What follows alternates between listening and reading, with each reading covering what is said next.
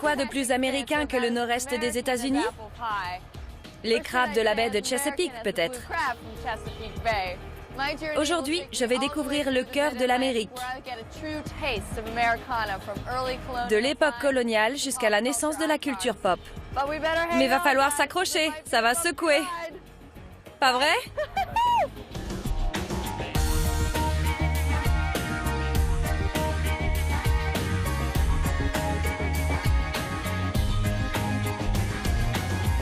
Le nord-est de l'Amérique est la première région à avoir été colonisée par les Européens. Véritable berceau des États-Unis, elle a conservé de nombreuses traces de l'époque. Elle comprend plusieurs États qui s'étendent le long de la côte atlantique. Mon voyage débute à Atlantic City, dans le New Jersey. De là, j'irai dans le sud à Wildwoods avant de me rendre à Annapolis. Puis, je remonterai en direction de Philadelphie et du pays Amish. Je passerai par le mémorial du vol 93 à Union City et je me rendrai ensuite à Pittsburgh. Je traverserai le Great Allegheny Passage et découvrirai une attraction touristique à Natural Bridge. Je finirai mon périple par la maison de Thomas Jefferson à Monticello.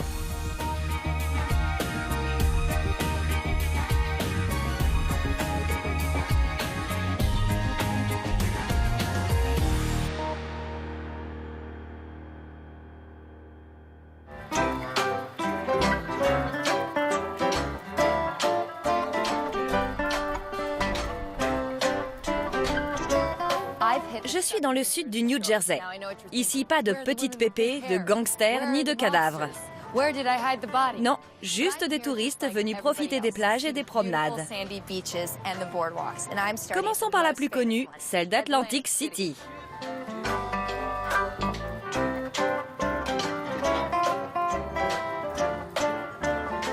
Atlantic City est la station balnéaire des États-Unis. Les premiers hôtels ont été construits il y a plus de 150 ans. C'est ici qu'on a inventé le concept de promenade en front de mer et le concours de Miss America. Les touristes ont toujours répondu à l'appel. La lenteur des pousse-pousse apporte une touche de charme désuet à la ville. Parlez-moi de cette célèbre promenade. Tout a commencé dans les années 20. Déjà, beaucoup de monde venait s'y balader et s'y détendre. Des célébrités sont venues ici? Bien sûr. Al Capone, Frank Sinatra, Tony Bennett, les plus grands. Il y a eu aussi des artistes comme Bruce Springsteen. Ils sont tous venus. Barbara Streisand est actuellement à l'affiche. On peut aussi voir des combats de boxe. Atlantic City est une ville toujours en mouvement. Toujours en mouvement. Dans les années 30, Atlantic City a inspiré le jeu de société le plus connu au monde. On raconte que le Monopoly aurait été inventé ici par un touriste en vacances. Les rues du jeu d'origine correspondent à celles de la ville. On trouve Vermont Avenue, Baltic Avenue, St. James Place.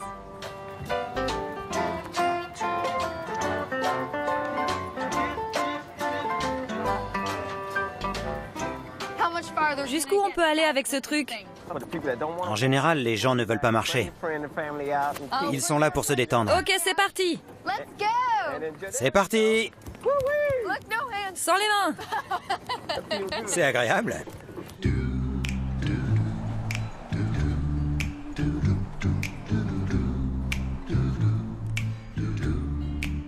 De nombreuses villes parsèment la longue promenade du New Jersey.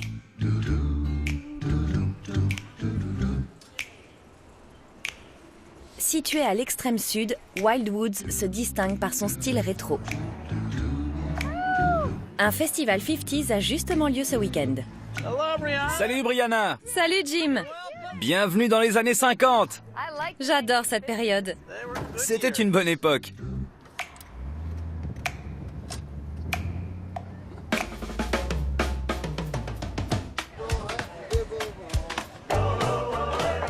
C'est l'endroit préféré des amateurs des années 50.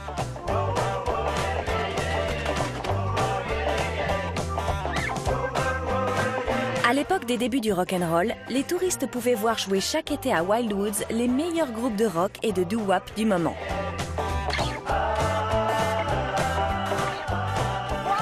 Pourquoi c'est la capitale du doo-wop? L'été, beaucoup de groupes débutants descendaient à Wildwoods pour y passer leurs vacances. Et le soir, ils se produisaient sur scène. Ensuite, ça s'est développé. La plupart des motels ont été rénovés façon 50s. Un style qualifié par les habitants d'architecture doo-wop.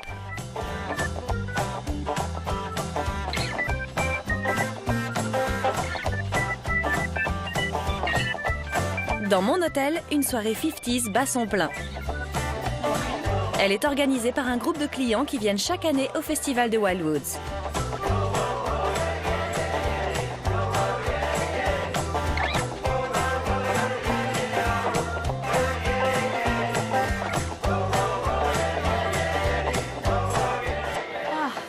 Pour les fans de doo-wop, rien de tel que Wildwoods. Les motels sont près de la plage, pas chers et très propres. Je suis claquée.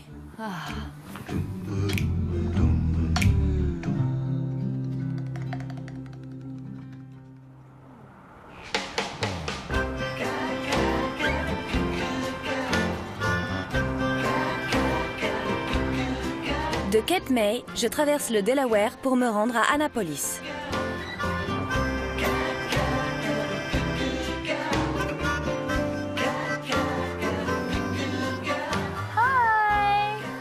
Un ticket, s'il vous plaît.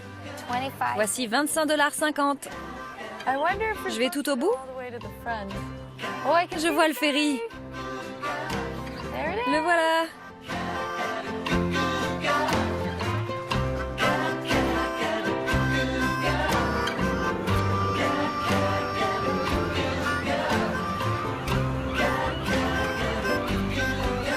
Je quitte le New Jersey pour le Delaware en direction de la baie de Chesapeake. C'est bien mieux que l'autoroute. Ah, l'air marin. La traversée dure 1h30. En pleine saison, il est recommandé de faire une réservation pour sa voiture.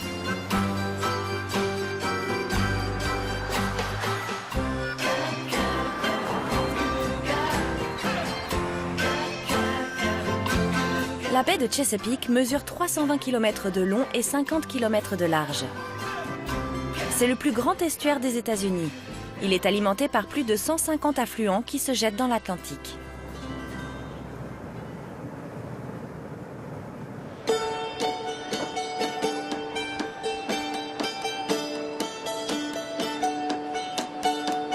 Située sur la rive ouest de la baie, Annapolis est considérée comme la capitale navale de l'Amérique.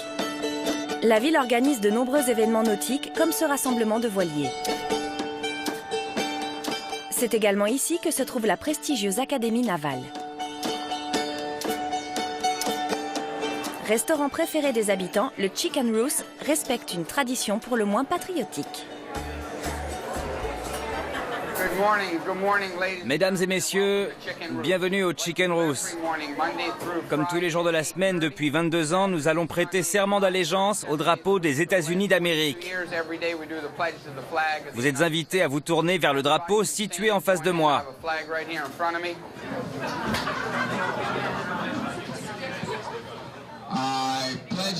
Je jure allégeance au drapeau des États-Unis et à la République, une nation unie sous l'autorité de Dieu, indivisible, avec la liberté et la justice pour tous. Merci, bonne journée.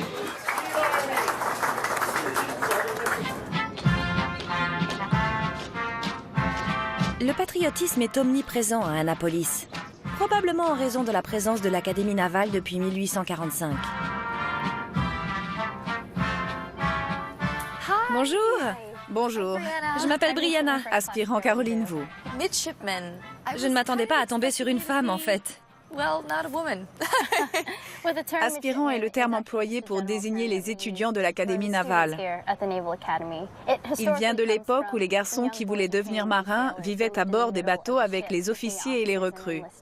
Aujourd'hui, il désigne les étudiants de l'Académie. Il faut s'engager dans la marine pour entrer ici? Oui. Après avoir obtenu le diplôme, on sert dans la marine 5 ans minimum. Il y a beaucoup de filles ici, dans l'Académie de marine?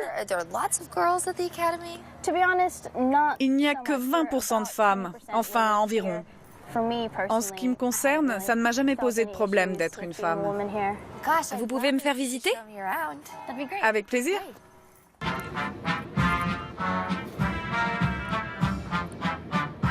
Il est très difficile d'entrer au sein de l'académie. L'enseignement académique et l'entraînement physique sont de haut niveau.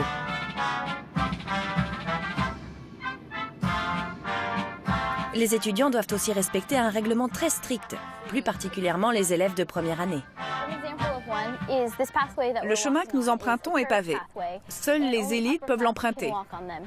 Les premières années doivent marcher là-bas et n'ont pas le droit de prendre celui-ci. Je ne l'ai jamais pris quand j'étais en première année. Certaines portes sont également interdites aux nouveaux. C'est une règle traditionnelle respectée par tout le monde.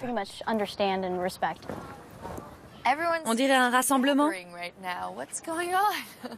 Oui, c'est l'heure du déjeuner. On se met tous en formation pour aller manger ensemble. Qu'est-ce qu'il a de particulier, ce bâtiment? Vous venez juste ici pour déjeuner? Il est très imposant. C'est le Bancroft Hall, du nom du secrétaire de la marine qui a fondé l'académie en 1845. C'est le dortoir. On est 4400 à y vivre tous ensemble. In Bancroft Hall together. Brigade! Regiment! Center! Peace!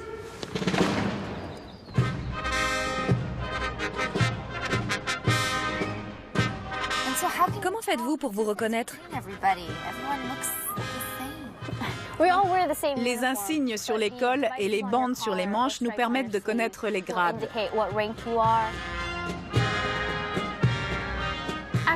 Mes 3 bandes indiquent que je suis aspirant lieutenant. J'en ai pas, moi. Vous êtes une première année.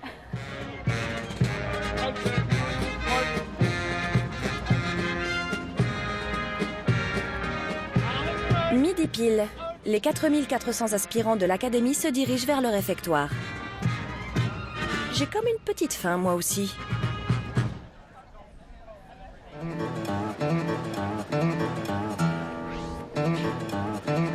Il est impossible de venir à Annapolis sans goûter aux fameux crabes bleus de la baie de Chesapeake.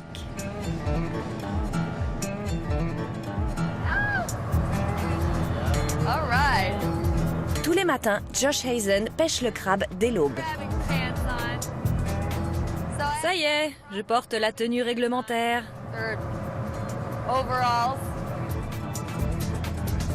Remplis de poissons, les pièges à crabes sont mis à l'eau le soir et relevés le lendemain matin.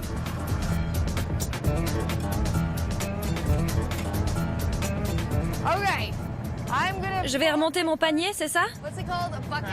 C'est un casier. Mon casier. On remue. Il s'accroche. Il en reste un. Je le remets dedans? Je suis une vraie pro. Pourquoi les crabes de Chesapeake sont si connus? C'est parce qu'ils ont un goût unique. Ici, l'eau salée et l'eau douce sont mélangées. C'est ce qui explique leur saveur incomparable. La combinaison parfaite.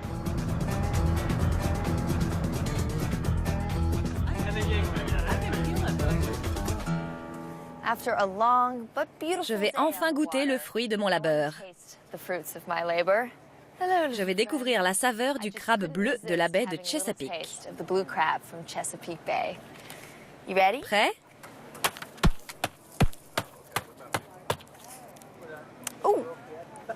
Parfait. C'est parti.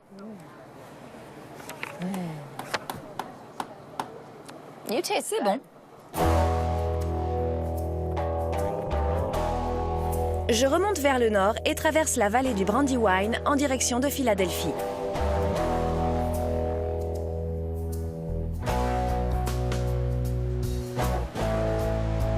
La vallée du Brandywine a accueilli les premiers colons européens, comme la famille Dupont, d'origine française. Dupont a bâti l'une des plus grandes fortunes d'Amérique grâce à son usine de poudre à canon, construite sur les bords de la rivière. Au milieu du 19e siècle, l'entreprise deviendra le fournisseur officiel de l'armée américaine. Qu'est-ce que c'est? De la poudre à canon. Je vous en mets un peu dans la main. De la vraie? Oui, c'est de la vraie. Transformés en musée, les ateliers permettent aux visiteurs de découvrir la fabrication de la poudre à canon qui a fait la fortune des Dupont. Quelle est sa composition? Il y a du charbon, du soufre et du nitrate de potassium.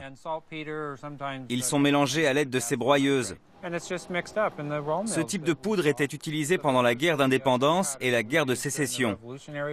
On ne s'en sert plus aujourd'hui. On utilise des produits plus modernes. Vous avez une zone de démonstration, je vois. Oui. Cet appareil permet de montrer la puissance des balles. C'est mission impossible. Tout à fait.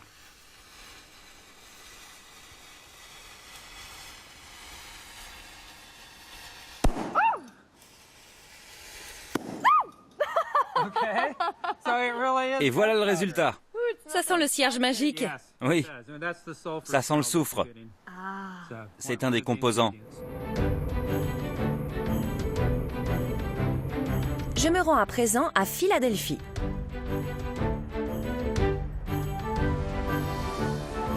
Philadelphie fait partie des premières colonies fondées par les Britanniques. Elle a été la première capitale des États-Unis.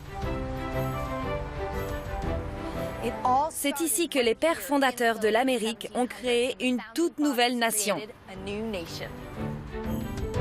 Le centre historique de la ville compte de nombreux sites et monuments datant de la Révolution américaine. Comme l'église Christ Church où se rendaient les pères fondateurs et la cloche de la liberté, symbole de l'indépendance obtenue en 1776. L'Independence Hall est le site le plus visité. L'accès au bâtiment est gratuit. C'est le moment d'y aller. Il commence à y avoir la queue.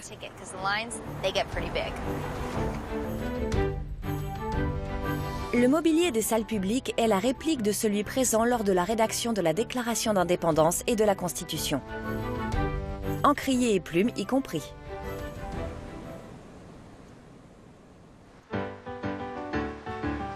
Tout près se trouve le National Constitution Center. Steve Franks, le conservateur du musée, me fait découvrir une incroyable galerie. Des statues fabriquées à l'effigie des signataires de la Constitution américaine. Une manière originale de découvrir l'histoire de l'Amérique. James Madison était très petit, mais il était très intelligent. Je suis plus grande que le père de la Constitution. Je vais me baisser. Quatrième président des États-Unis, James Madison est l'un des principaux auteurs de la Constitution américaine. C'est aussi le plus petit président d'Amérique. Dites-moi plus sur ce grand George. Le rôle de George Washington a été essentiel pour permettre la ratification de la Constitution. C'est devenu un homme très célèbre après la Révolution américaine. Sa réputation a permis de donner de la crédibilité à ce qui se passait ici. Quel était leur âge en moyenne? On les imagine souvent vieux, mais ils étaient plutôt jeunes en réalité. 43 ans en moyenne. Le plus jeune était Jonathan Dayton, 26 ans. On dirait une rockstar. Et le plus vieux, Benjamin Franklin, 81 ans. C'était le genre d'homme avec qui on a envie de boire un verre après le travail. Ils se connaissaient bien? Non, pas avant de se rencontrer ici. Mais ils ont eu le temps de mieux se connaître au cours des 4 mois de travail cet été-là. Ils ont fait plus ample connaissance en allant à la taverne de la ville. Ils se rejoignaient à l'Indian Queen, où ils parlaient de leurs travaux. C'était une façon de parvenir à trouver un accord. Même les opposants de l'époque, ceux qui ont refusé de signer, sont représentés dans le fond. Ce sont eux qui sont à l'origine des amendements de la Constitution américaine. On les a mis dans la pièce parce qu'ils représentent l'opposition. Une tradition américaine parfaitement respectable. S'ils ne s'étaient pas opposés, il n'y aurait pas eu d'amendement.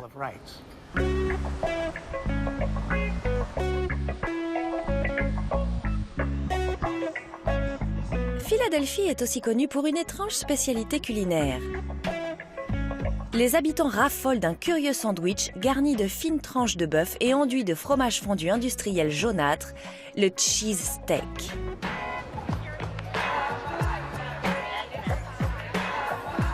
J'ai rencontré le plus gros mangeur de cheese steaks au monde, Notorious Bob.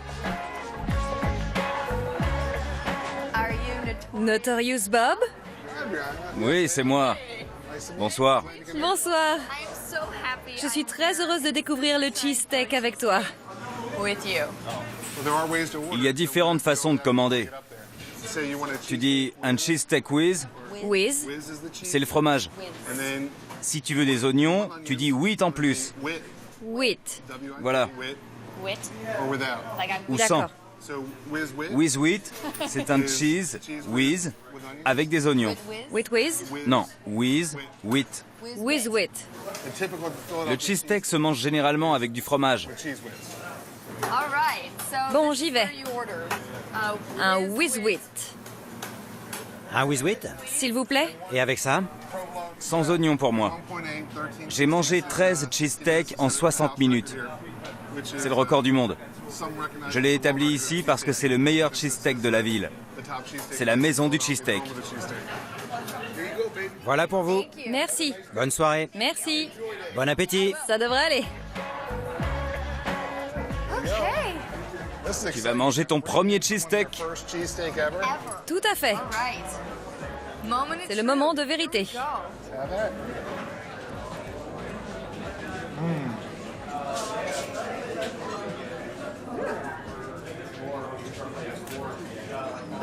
Il est bon ce cheesesteak. Le fromage et les oignons se marient bien. Ils sont bien cuits. Ça fond dans la bouche. J'en ai partout, mais je m'en fiche. C'est trop bon.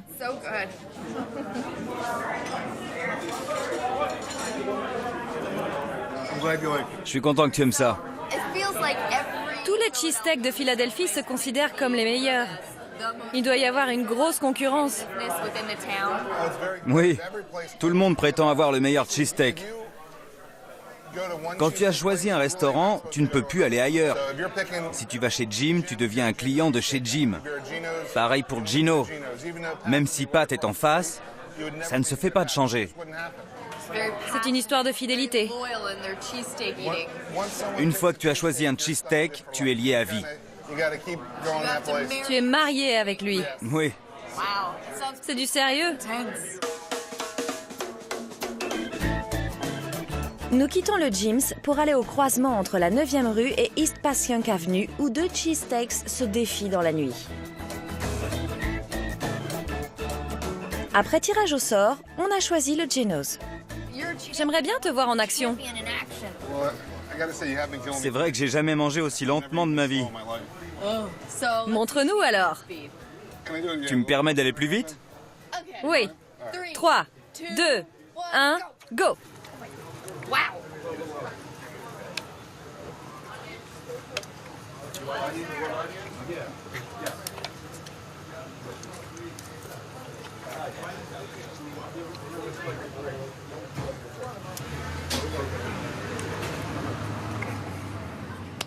Allez, Bob!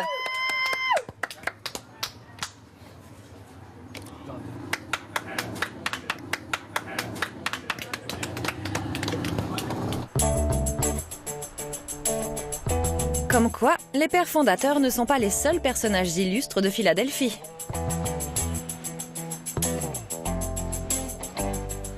Voici l'un des endroits les plus connus de l'histoire du cinéma.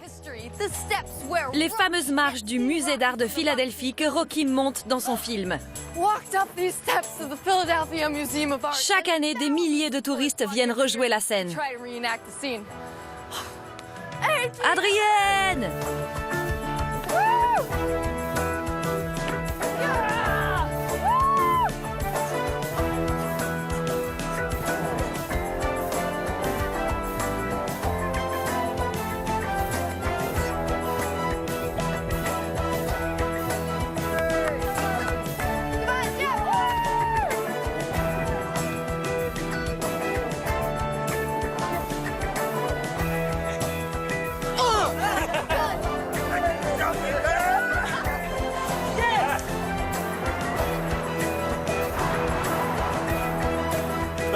C'est le truc à faire à Philadelphie.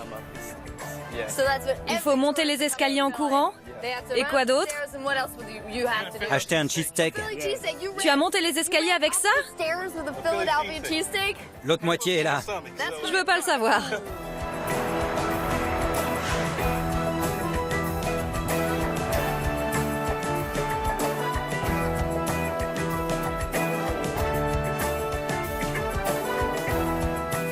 Vous venez d'où? D'Espagne, de Barcelone. Moi de San Sébastien. T'as le même survêt que Rocky. Oui. L'esprit de Rocky coule dans mes veines. On a attendu ce moment toute notre vie. Oui, on est venu pour ça. On peut rentrer maintenant. Vous êtes venu pour imiter Rocky. Oui. Pas pour la déclaration d'indépendance, ni George Washington, non. C'est pas important. Ça, c'est Philadelphie. Ça, c'est important. Rocky, c'est Philadelphie. Exactement.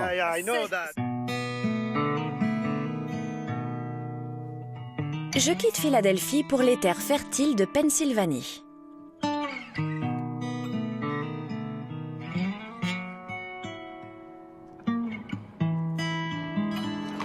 Le comté de Lancaster accueille la plus grande et la plus ancienne communauté amish des États-Unis.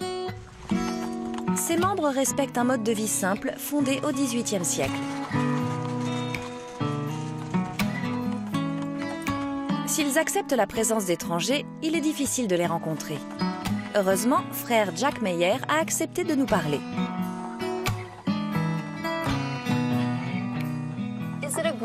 Est-ce que la religion amish se développe encore? Les jeunes continuent à travailler à la ferme? 85% des Amish restent parce que la nourriture est bonne. Le nombre des membres de l'ancien ordre Amish double tous les 20 ou 25 ans. Dans une vingtaine d'années, nous devrions être 500 000.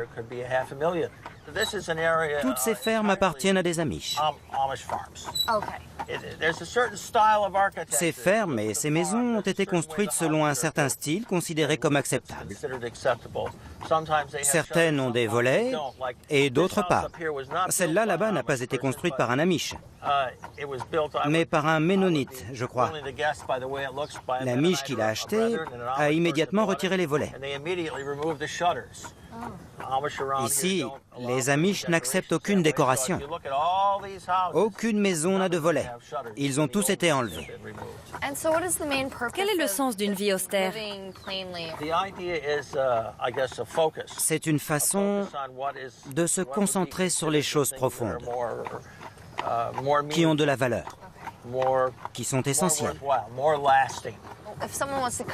Quelles sont les règles à respecter et à ne jamais oublier?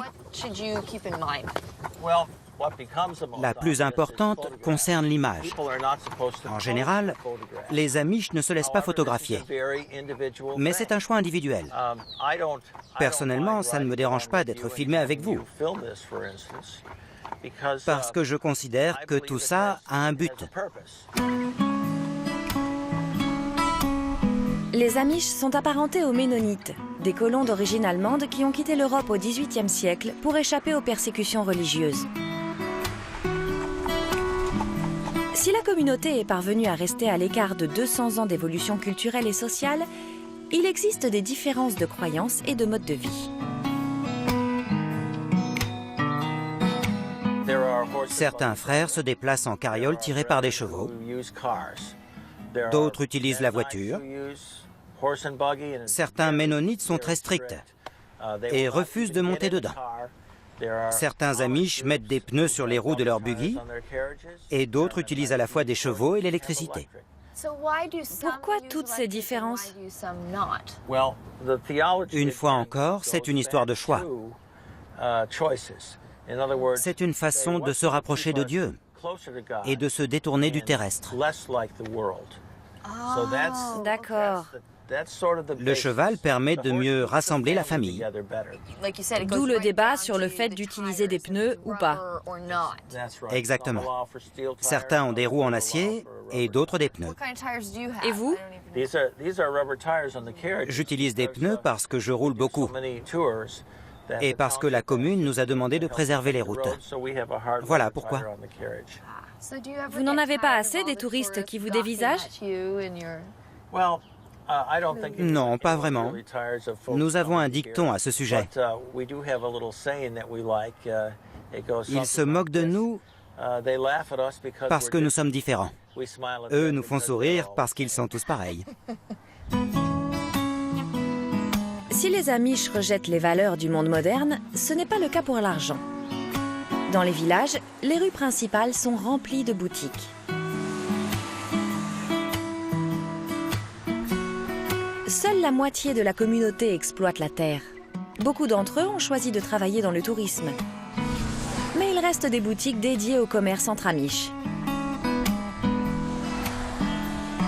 Voici la boutique la plus austère que j'ai jamais vue.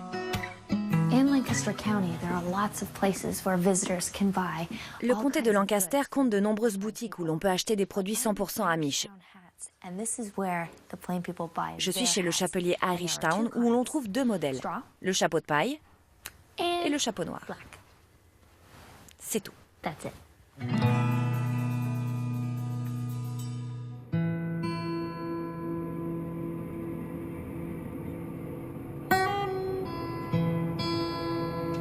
Plus à l'ouest se trouve le mémorial du vol 93. Le 11 septembre 2001, les 40 passagers du vol 93 de la United Airlines ont trouvé la mort en s'écrasant au milieu du comté de Somerset, en Pennsylvanie.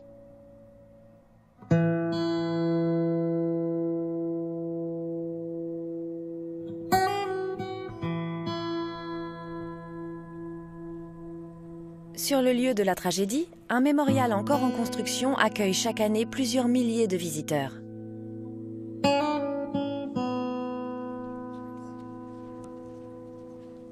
Les pirates de l'air qui ont détourné l'appareil avaient l'intention de s'écraser sur Washington. Grâce à la résistance des passagers, ce ne fut pas le cas. Pour Esther Heyman, leur héroïsme est un symbole d'espoir. Vous avez un lien avec le vol 93? Oui. Ma fille Elisabeth, qui avait 27 ans, était à bord.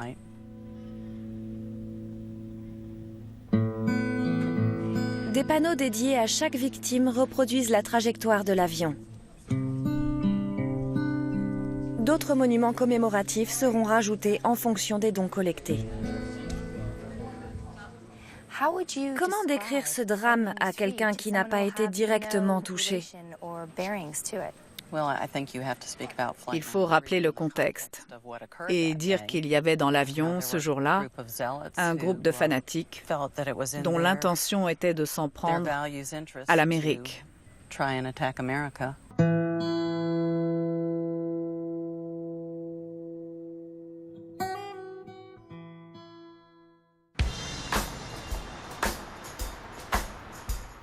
Prochaine étape, Pittsburgh.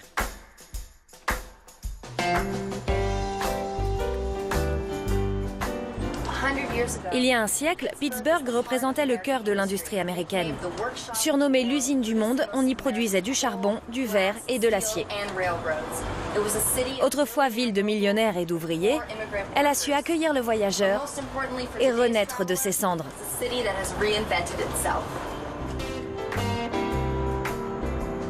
La ville d'aujourd'hui n'a pas oublié son passé. Son funiculaire de l'époque victorienne permet toujours l'accès au mont Washington.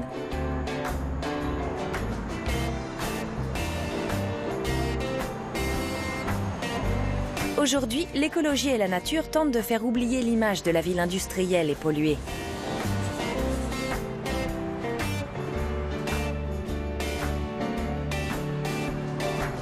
Pittsburgh a été fondé par des magnats industriels qui se sont faits à la force du poignet. Un homme comme Andrew Carnegie, fils d'ouvrier métallurgiste, est devenu l'un des hommes les plus riches au monde grâce à la sidérurgie. Philanthrope à ses heures, il a offert à sa ville natale des universités, des musées et des bibliothèques.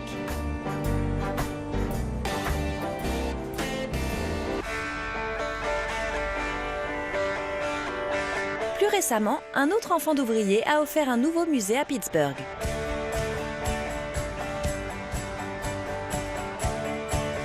Andy Warhol, le célèbre chef de file du pop art, est né et a grandi à Pittsburgh. Enfant d'immigrés slovaques, il a effectué ses études artistiques au Carnegie Institute. C'est à New York qu'il a connu la gloire et la fortune. Il repose aujourd'hui dans le caveau familial à Pittsburgh. La ville a créé le seul musée dédié à l'intégralité de son œuvre.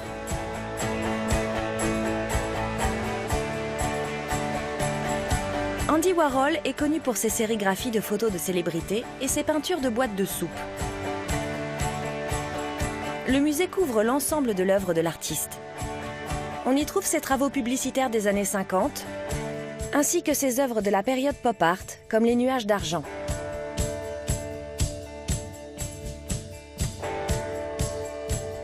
On peut aussi y découvrir ses ultimes créations des années 80. Le musée propose aussi une visite de l'atelier d'impression de l'artiste. Nous avons travaillé votre photo comme l'aurait fait Andy Warhol. Andy a travaillé 10 ans dans le milieu de la publicité. Il en connaissait très bien les procédés de reproduction qu'il a introduits dans l'art par la suite. Grâce à ça, il pouvait reproduire ces images autant de fois qu'il le voulait. La plupart des personnes qui découvrent son travail sont surprises et pensent que n'importe qui est capable de faire la même chose. Warhol a changé la façon de créer une œuvre d'art. Il a bousculé les habitudes des directeurs artistiques qui se sont mis à réfléchir différemment. Oh, wow! J'ai été Warholisée.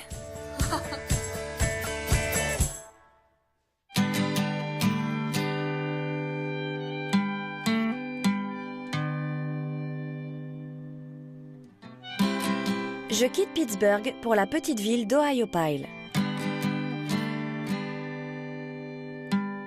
Je vais parcourir à vélo une partie du Great Allegheny Passage, un sentier qui part de Pittsburgh jusqu'à Washington. Je suis accompagnée par Seth Gernot, guide professionnel. Je n'ai rien eu à faire. C'est toi qui as préparé mon vélo. Donc ça marche comme ça. Les gens arrivent, ils louent le vélo et c'est parti.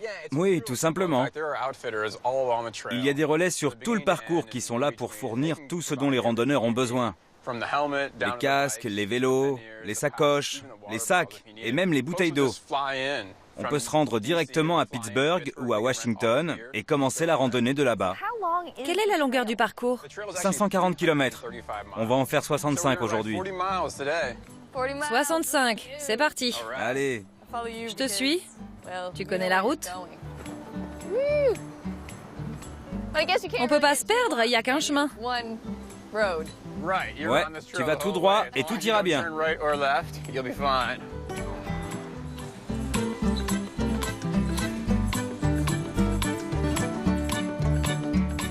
Quel type de vélo faut-il? Le parcours est plutôt plat.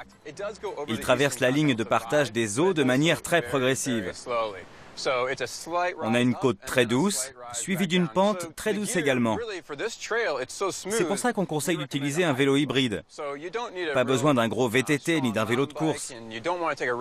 On n'est pas vraiment sur une route, on roule parfois dans la boue. Le vélo hybride, c'est parfait. Je rencontre parfois des gens avec des sacs à dos. Je leur conseille de les mettre à l'arrière ou à l'avant pour être plus à l'aise. Des gares désaffectées accueillent les randonneurs. Idéal pour faire une petite pause. Il y a des passages sur route? Non, c'est ce qui est bien dans ce parcours. Il a été construit il y a 30 ans environ, petit à petit, pour finir par être relié à un chemin de halage. C'est pour ça qu'on a 540 km de parcours ininterrompu. La plupart des gens aiment traverser l'Amérique en voiture. Ils finissent souvent bloqués dans les bouchons. Ici, c'est pas le cas. On est seul sur le parcours avec d'autres vélos. C'est tout.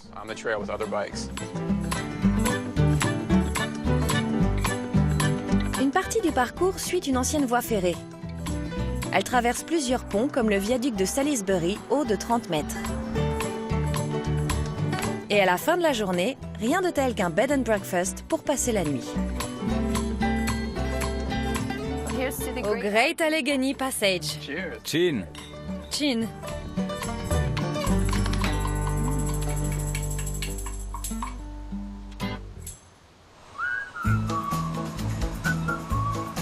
Je traverse les montagnes de Shenandoah jusqu'à ma destination finale, Monticello. Au bord de la route, des panneaux signalent les nombreuses attractions des aires de repos. Je vais découvrir la dernière en date. Mark Klein, artiste local, a créé Foamhenge, une reproduction en polystyrène du site de Stonehenge. C'est l'une des attractions les plus visitées des États-Unis.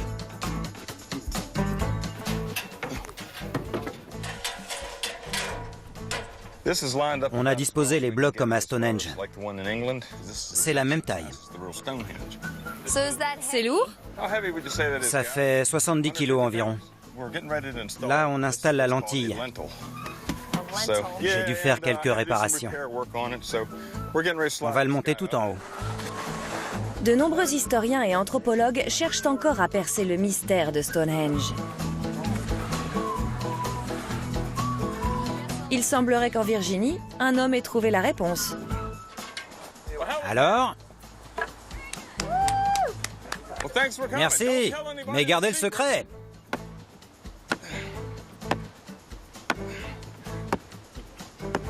Marc entretient le mystère.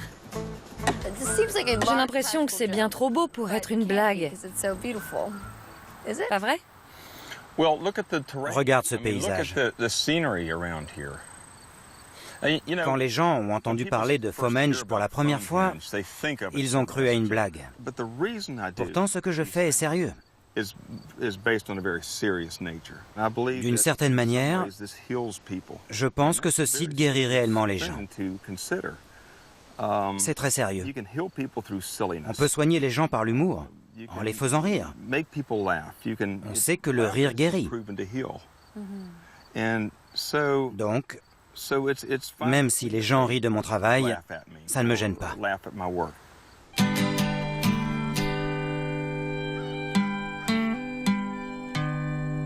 Monticello est la maison qui figure sur les pièces américaines.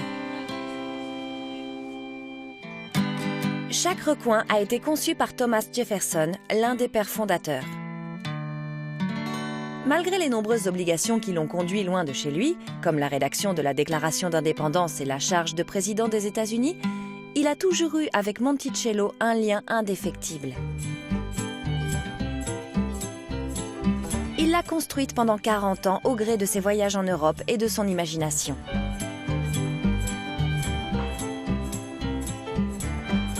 La maison a été rénovée dans le respect de l'esprit de Jefferson. On y retrouve les nombreuses innovations d'un homme en avance sur son temps.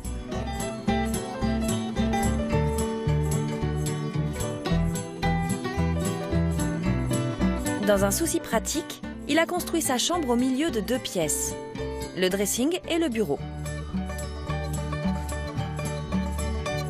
Il a amélioré le polygraphe, un appareil muni de 2 stylos qui reproduit une lettre pendant sa rédaction. Il était aussi un hôte généreux qui appréciait le vin. À l'aide d'un monte-plat, il faisait monter les bouteilles stockées au sous-sol.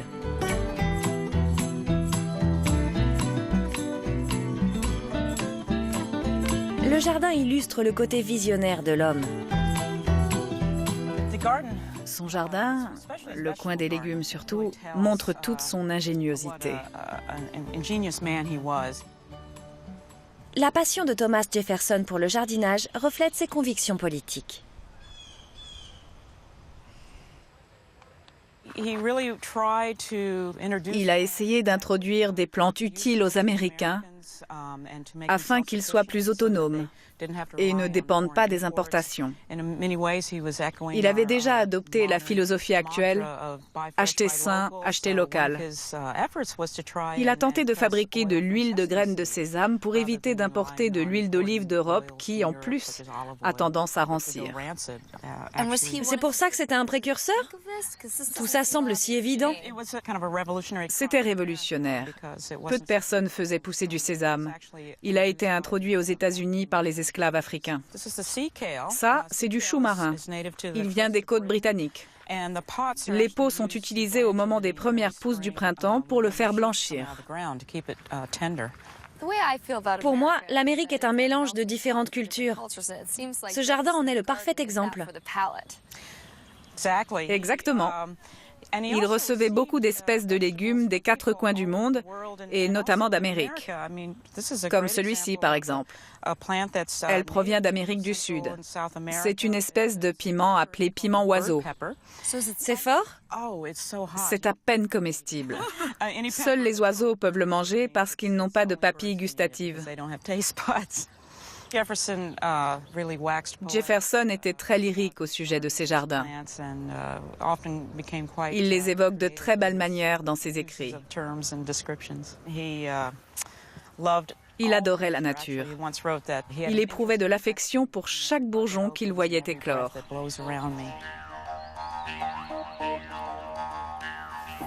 Jefferson a dit « Il n'y a pas de brin d'herbe qui ne suscite mon intérêt ».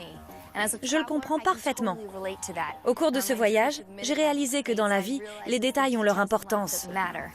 Je tâcherai de m'en souvenir lors de mes prochains voyages.